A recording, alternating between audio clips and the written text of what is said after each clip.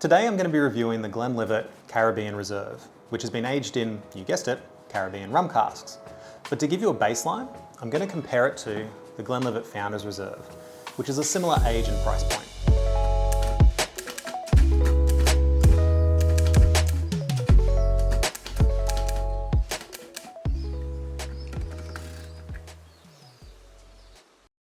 Hey guys, I'm Nath Martyn, the Whisky Scribe. I'm a whisky enthusiast and I love all things whisky. Taste is subjective and there's a lot of different whiskies out there and a lot of ways to enjoy them. Whether you're a seasoned connoisseur or someone who just wants to know more about whisky, let's explore it together. If you'd like to see more from me, please consider subscribing. I put up new videos every week. You can also follow me over on Instagram. So there's actually a reason why I selected this particular whisky. Sadly, my uncle recently passed away. Now my dad and I wanted something to toast to him, and while my dad and I are both whiskey drinkers, my uncle wasn't. He was more of a fan of Caribbean rum. So we wanted to get something that he would like. Now my dad and I are both fans of the Glenlivet distillery, so this relatively new whiskey was actually a pretty easy choice. Now I do maintain that if somebody says they don't like whiskey, but they like drinking some other spirit in any way where you can actually taste it, there will be a whiskey out there that they will like. There is an incredibly wide range of flavors you can get from whiskey, depending on how it's made, where it's made, or how it's aged. So if you're a spirit drinker that doesn't like whiskey, or you know someone who is, let me know their drink of choice in the comments, and I'll recommend a whiskey they may actually like. But let's get into it. So Glenlivet is a Speyside whiskey, and this one is a non-age statement single malt, 40% ABV, and as I said, it's been aged in Caribbean rum casks. But according to the distillery's website, only a portion has been aged in rum casks, and they don't explicitly state how much. So it could be 10 out of 100 barrels, or it could be 50 out of 100 barrels, we just don't know. But the intention was to create a whiskey with a sort of summery, tropical feel. So as you can see in the colour, it's got sort of a light copper sort of colour. On the nose, I'm getting kind of floral, red apples. There are some tropical fruit notes in the background there. There's a hint of sort of malt there as well. So on the palate,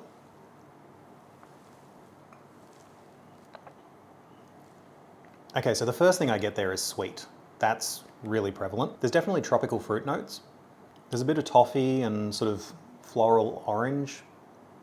There's also a caramel sort of sweetness in there, kind of like a caramel tart.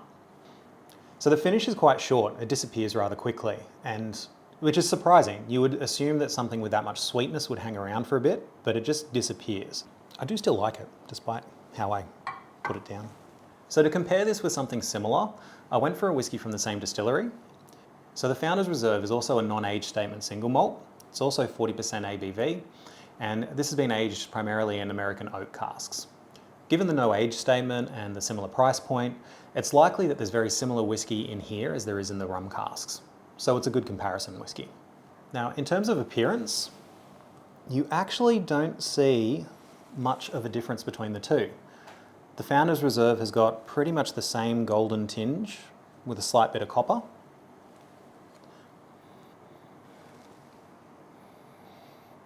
On the nose, interestingly, there's actually more citrus notes in the Founders Reserve compared to the Caribbean rum. But there's also some malt and honey in here. So I'd say that this is a little bit more malt based, while the Caribbean Reserve is more fruity. On the palate,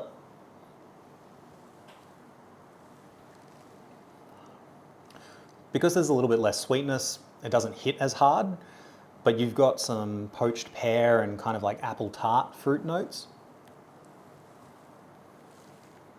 It's also a little bit more creamy and a bit more complex. So by complex, I mean just that the flavors are marrying up together a lot better. It doesn't feel like they're fighting for attention. And then the finish,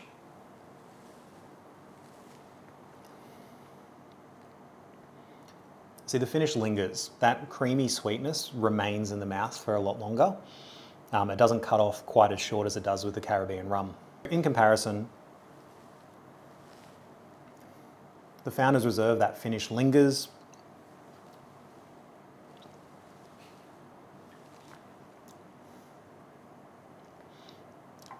And the Caribbean Reserve, it hits harder and faster, but then it goes like that at the end. And I don't know why it does that. So I don't know if it's the rum casks that are causing that very short finish, or if when they were making this, they were trying to lean more into the rum flavour. And so as a result, they may have mixed a lot more younger whiskies into this cask compared to what they do with the Founders Reserve. But I don't think they really intended the Caribbean Reserve to be drunk exclusively neat.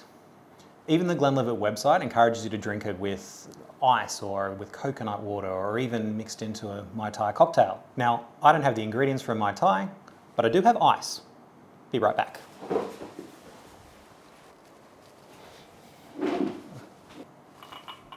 I do have ice. So I'll put the Founders Reserve aside to drink later. But for the Caribbean rum, now, I don't do this often, but I was getting a real summery feel from that whiskey, and I just think it's going to go better on ice. Now, initially just in terms of appearance, you can see that the whiskey hasn't gone cloudy, which we already know that the Glenlivet distillery, they do chill filter their whiskey. So that's why you're not getting that cloudiness that you'll likely get from a non-chill filtered whiskey. On the nose, it's cut back on that apple scent, and it's actually brought the tropical notes forward. So it does make it taste a little bit more tropical.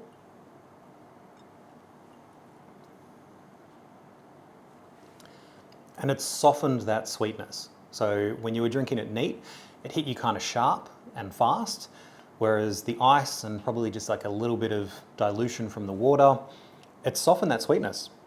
And it's actually given it a little bit of a tail. Not a lot, it's still kind of short, but it allows that sweetness to sort of linger a little bit in the mouth with some of those more tropical, more like stone fruits. That's something you associate with summer. So quite enjoyable on ice, really. So my overall impression of this whiskey is that my uncle would have liked it. It actually had more of a soft agricole rum sort of flavour to it.